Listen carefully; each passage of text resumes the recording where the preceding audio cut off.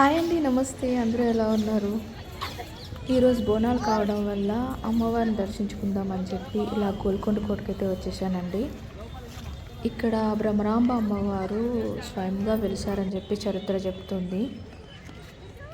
తెలంగాణలో జరుపుకునే అతిపెద్ద పండుగల్లో ఈ బోనాలు ఒకటండి. ఈ తెలంగాణ ప్రజలు ఎంతో సాంప్రదాయబద్ధంగా భక్తి శ్రద్ధలతో అమ్మవారికి బోనం సమర్పించుకుంటారు.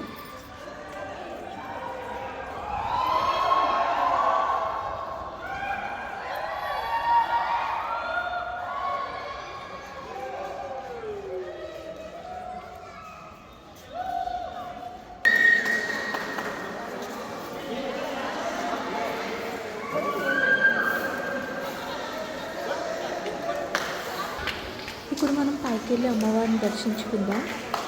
అబ్బాయి గోల్కొండ కోట నిర్మాణం ఎంత అందంగా ఉందో చూడండి. అసలు దీనికి ఎన్నో ఏళ్ల నాటి చరిత్ర ఉంది. ఇదొక వీడియో అయితే నేను చేస్తానండి. అందులో గోల్కొండ కోట చరిత్ర గురించి అంతా మీకు వివరంగా చెప్తాను.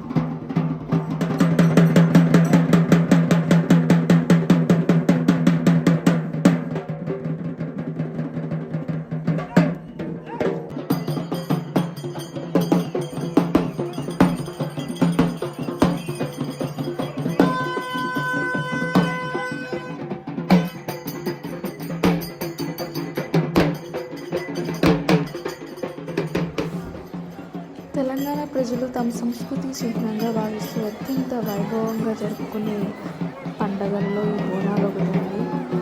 చిన్న పెద్ద తేడా లేకుండా ప్రతి ఒక్కరూ ఎంతో సంతోషంగా భక్తి శ్రద్ధలతో ఈ ఉత్సవాల్లో పాల్గొంటున్నారు చూడండి కూడా.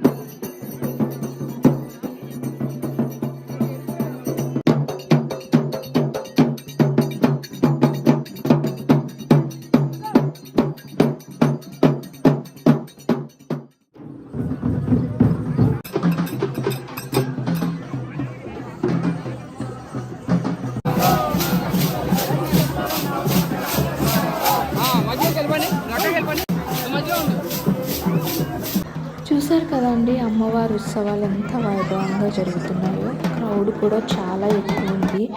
వాళ్ళ రాకముందే వెళ్ళి అమ్మవారిని దర్శించుకోవాలి. వాళ్ళంతా వస్తే పబ్లిక్ ఎక్కువ అవుతుంది, దర్శనానికి చాలా టైం పట్టేస్తుంది. ఈలోపు మనం తెలంగాణలో బోనాలు ఎందుకు జరుపుకుంటాము, దాని విశిష్టత గురించి వివరంగా చెప్తాం మీకు. ఈ బోనాలకి శతాబ్దాల చరిత్ర ఉందండి. తెలంగాణలో ప్రతి ఏడాది ఆషాఢ మాసంలో జరుపుకునే బోనాలు తెలంగాణ సంస్కృతికి ప్రాణమని చెప్పాలి. ఈ బోనాలు పసుపు కుంకుమలతో వేపాకులతో అందంగా అలంకరించి పైన జ్యోతిని వెలిగించి బోనాన్ని అమ్మవారికి నైవేద్యంగా సమర్పిస్తారు.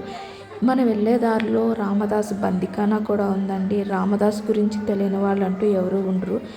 ఆయన చరిత్రలో నిలిచిపోయిన గొప్ప భక్తుడు ఆయన. అసలు రామదాసుని ఎందుకు బంధించారనేది మీలో చాలామందికి తెలియదు కదా. అప్పట్లో భద్రాచలంలో రామాలయం గుడి కట్టించారు కదా, దానికోసం అని చెప్పి రామదాసుని బంధించారండి. ఇక్కడ మీకు కనిపిస్తున్నాయి కదా ఈ విగ్రహాలు. ఆయన రామభక్తుడు అని చెప్పాను కదా, ఎంతో నిష్టగా ఆ బందీలో ఉండగానే ఆ విగ్రహాలను చెక్కారు. ఇక్కడ రాముడు, హనుమంతుడు, లక్ష్మణుడు, సీత విగ్రహాలు ఉన్నాయండి. ఆయన ప్రతిరోజు పూజ కూడా చేసుకునేవాడు. అంత భక్తి శ్రద్ధలతో రాముడిని పూజించాడు ఆయన. నేను అక్కడి నుంచి బయటకు వచ్చేసానండి. అమ్మవారికి బోనం వేశాక నీళ్లతో కొన్ని సాగను కూడా సమర్పించడం ఆనవాయితీ అంటారు. ఇక్కడ మీరు చూసారు కదా, పోతురాజులు, శివశక్తులు వేషాలు, రకరకాల డ్యాన్సులు ఎంత బాగా ఉత్సాహంగా చేస్తున్నారు తెలుసా. అంటే ప్రతి ఒక్కరు ఎంతో ఆనందంగా పార్టిసిపేట్ చేస్తున్నారు అందులో. ఈ బోనాల ఉత్సవాల్లో అందరూ పాల్గొంటారండి. చిన్న పెద్ద అనేం తేడా లేకుండా ప్రతి ఒక్కరూ అందులో పాల్గొంటారు. ఈ బోనాల చరిత్ర గురించి మాట్లాడుకుంటే కాకతీయ రాజుల కాలం నుంచి ఈ బోనాలు ఉండేవని చరిత్రకారులు చెప్తున్నారు. దీన్నే గోల్కొండ నవాబులు కూడా కంటిన్యూ చేశారు. ఆషాఢ మాసంలో అమ్మవారు పుట్టింటికి వస్తుంది అని ఆమెకు నచ్చిన పిండి వంటలు కొత్త కుండలో వండి నైవేద్యం పెట్టడం అనేది బోనాలని అంటారండి. మనకి 1869 సంవత్సరంలో హైదరాబాద్, సికింద్రాబాద్ జంట నగరాల్లో మలేరియా వ్యాధి అనేది చాలా ఎక్కువ ఉండేదంట.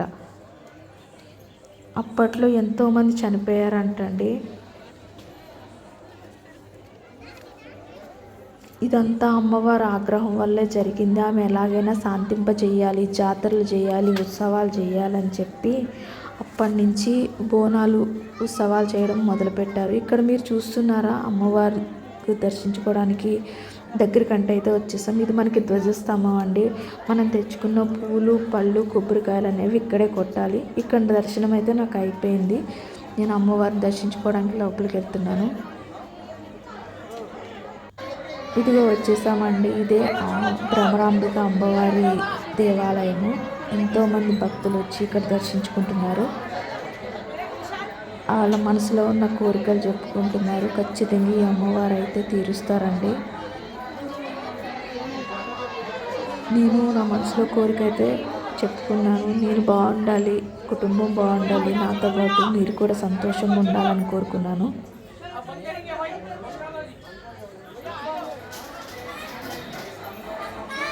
దర్శనం అయిపోయిన తర్వాత ఇక్కడ నేను అమ్మవారి దగ్గర ఇక్కడ అందరూ దీపాలు వెలిగిస్తున్నారండి. నేను కూడా దీపం ముట్టించాను.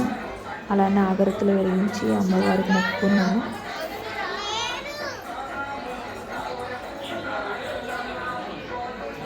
పక్కనే మహంకాళి దేవాలయం కూడా ఉందండి. అమ్మవారిని కూడా దర్శించుకున్నాను.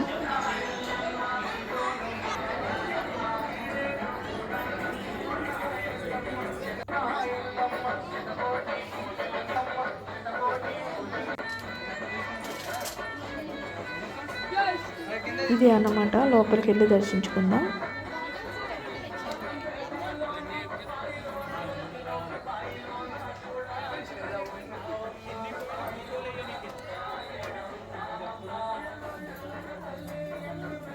ఇక్కడ దర్శనం అయిపోయిందండి. నేను బయటకు వచ్చేస్తున్నాను.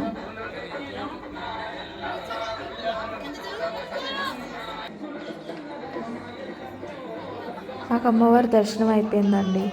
నేను చెప్పాను కదా, అప్పట్లో అమ్మవారి కోపం వచ్చింది అలా అని చెప్పి ప్రజలందరూ అప్పుడున్న ప్రభుత్వ అధికారులు కానీ అమ్మవారికి ఉత్సవాలు చేయించారు. అప్పట్లో జన్మాష్టమి అనేది తగ్గిందండి. నేను చెప్పాను కదా, ఈ పండుగని ఆషాఢ మాసంలోనే జరుపుకుంటారు. హైదరాబాద్, సికింద్రాబాద్లోనే కాకుండా తెలంగాణలో పలు ప్రాంతాల్లో ఈ పండుగను ఎంతో వైభవంగా జరుపుకుంటారు. ఈ పండుగ యొక్క ముఖ్య ఉద్దేశం ఏంటంటే కలరా, ప్లేగు, మశూచి అనేది ఈ అంటువ్యాధులు ప్రజలకు రాకుండా, ప్రకృతి బీభత్సవాలు జరగకుండా, పాడి పంటలు పిల్లలు సంతోషంగా ఉండాలని అమ్మవారికి బోనం ఇస్తారండి. ఇక్కడ నుంచి గోల్కొండ కోట ఈవినింగ్ వ్యూ ఎంత అందంగా కనిపిస్తుందో చూడండి.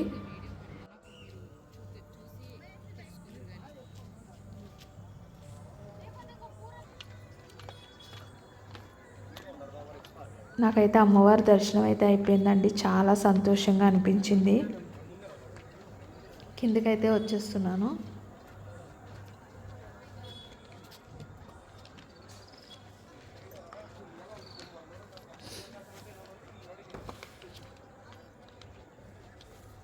ఈ గోల్కొండ కోట నవాబులు పరిపాలించారని అందరికీ తెలిసిందే కదా. దీనికి వందల సంవత్సరాల చరిత్ర ఉందండి. ఈ కట్టడం ఎంత అద్భుతంగా ఉందో చూడండి. నిర్మాణం ఎప్పటికీ చెక్కు చెదరలేదు. గోల్కొండ కోట పైనుంచి కిందకు వచ్చేసానండి. ఇంకా మేమైతే బయలుదేరుతున్నాం. ఇక్కడ చూడండి ఎంత అందంగా ఉందో, గ్రీనరీ చుట్టూ గార్డెన్, ఆ లైట్ మధ్య ఎంత అందంగా కనిపిస్తుందో.